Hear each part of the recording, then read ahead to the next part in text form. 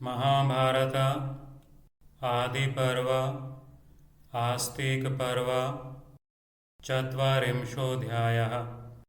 जरत्कारों की तपस्या, राजा परीक्षित का उपाख्यान तथा राजा द्वारा मुनि के कंधे पर मृतक सांप रखने के कारण दुखी हुए कृश का श्रृंगी को उत्तेजित करना।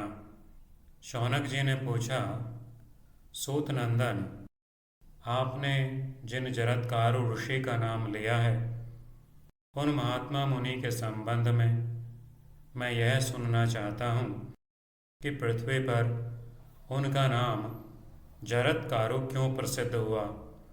जरत्कारु शब्द की व्युत्पत्ति क्या है, यह आप ठीक ठीक बताने की कृपा करें।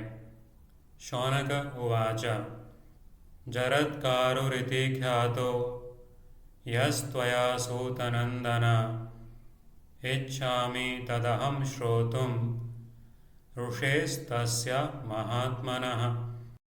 किं कारणं जरत्कारोर्नामैतत् प्रथितं भुवि, जरत्कारु निरुक्तिं त्वं यथावत् वक्तुमर्हसि।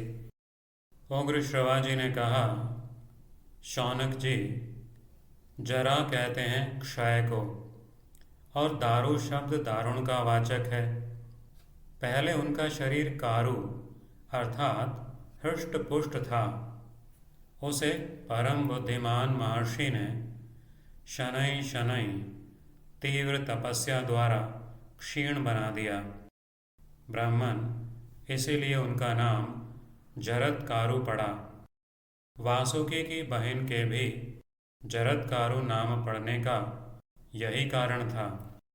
सौतिरुवाच, जरेति क्षयम् आहुर्वै दारुणं दारु संजनितं, शरीरं कारु तस्यासीत् तत् स धीमान् शनैः शनैः क्षपयामास तीव्रेण तपसेत्यत उच्यते।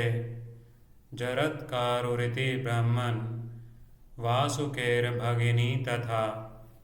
उग्र श्रवाजी के ऐसा कहने पर धर्मात्मा शौनक उस समय मुस्कुराए और फिर उग्र श्रवाजी को संबोधित करके बोले, ऐसा ही है। एवमुक्तस्तु धर्मात्मा शौनकः प्राहसत्तदा, उग्र श्रव समामंत्र्य उपपन्नमिति ब्रुवन्।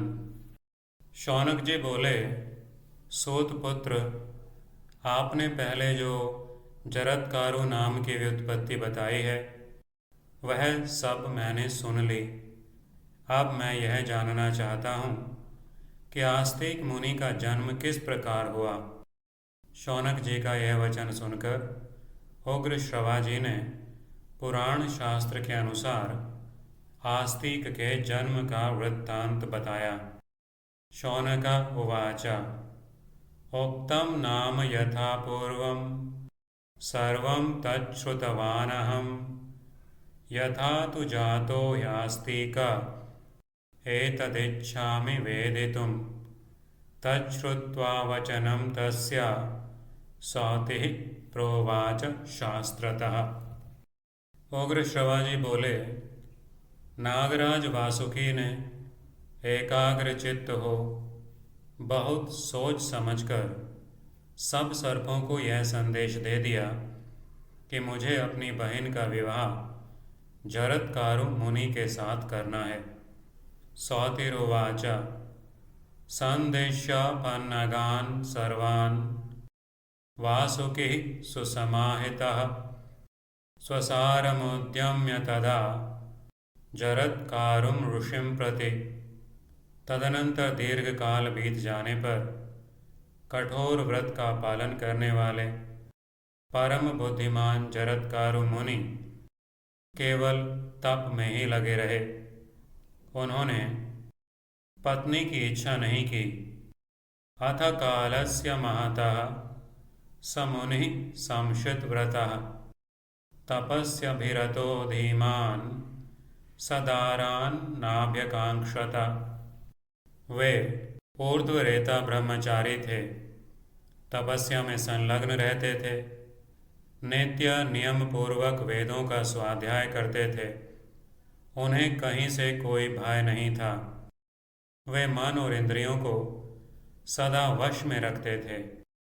महात्मा जरत्कारो सारी पृथ्वी घुमाए, किंतु उन्होंने मन से कभी पत्नी की अभिलाषा नहीं की।